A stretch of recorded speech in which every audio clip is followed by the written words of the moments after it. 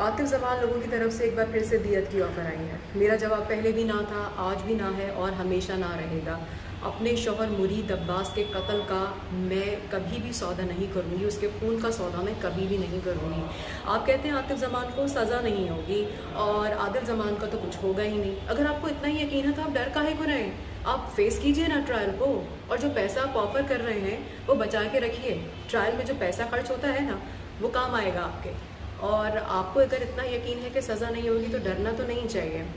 जहाँ तक बात है अदालतों की, मुझे अदालत पे भरोसा है, इसलिए जब आदिल को बेल मिली है उसका मैंने दरवाज़ा खटखटाया है सुप्रीम कोर्ट का।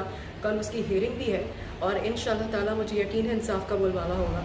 और चीफ जस्टिस ऑफ पाकिस्तान मेरी आपसे अपील है कि देखिए यहाँ पे मुजरिमान जो है, जो मुलजमान है, जो कातिल है, उनको इतना यकीन है कि सज़ा नहीं मिलेगी, उनको गलत साबित कीजिए और उनको सज़ा दीजिए, अपने कैफरी किरदार तक पहुँचाइए ताकि मुआशरे में इंसाफ हो और लोग जो हैं उनका जो यकीन है वो बहाल हो अदलिया के ऊपर। बहुत शुक्रिया।